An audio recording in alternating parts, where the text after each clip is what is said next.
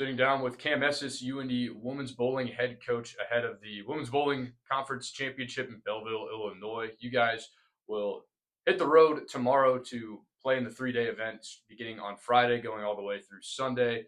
You guys last competed at the Music City Classic down in Nashville, got some really good match experience. So, talk a bit about that and how the regular season has gone as a whole. Yeah, so the Music City Classic is one of the biggest tournaments in the country.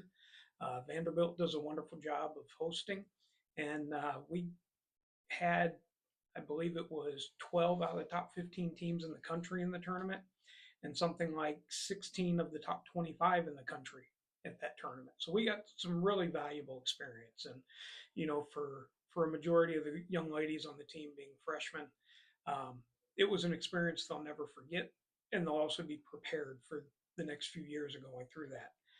As far as the regular season goes, we've had some ups and downs. It's part of having a really young team.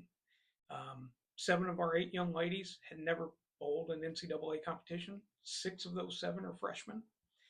And so it's a different experience, and they've been learning and growing all year.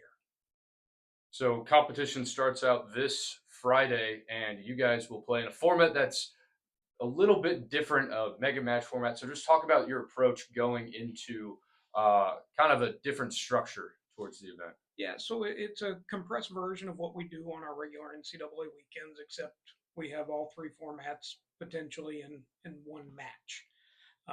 So we'll start off with 5 of our bowlers doing a 1 traditional game, total pinfall.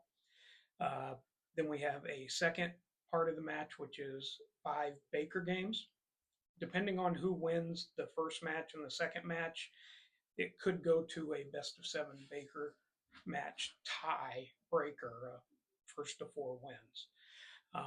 We're paired up with against Maryville for round 1, number 1 team in the conference, and it's going to be a tough test, but the ladies are up to it. And talking about more on the individual side of the team, what have you seen out of a couple individuals that have really stood out throughout the regular season, and how are they kind of growing in leading up to this big event? Yeah, so it's hard to pick just 1 or 2. All of the young ladies on the team have progressively gotten better through the year. They've all had different moments where they contributed more than others, and they've all had their off moments too, right? It's just part of being a young team and growing and learning and trying to really find their groove as a unit.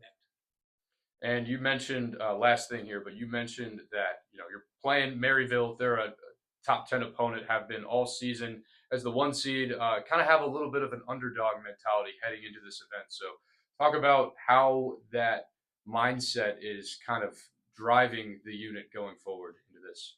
Yeah, so anytime you're the underdog, you have a couple of options.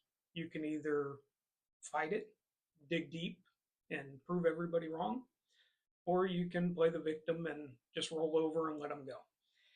We're not going to do that. We're up for the fight every time. The ladies on the team want to shock the world.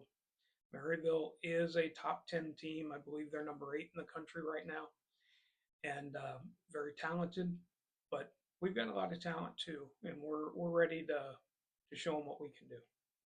Well, you've got me a little bit fired up. That motivation heading into the conference championship will hopefully carry the Greyhounds very far and hopefully get some good results this weekend. Coach Estes, I appreciate the time. Good luck. I appreciate it. Roll Hounds.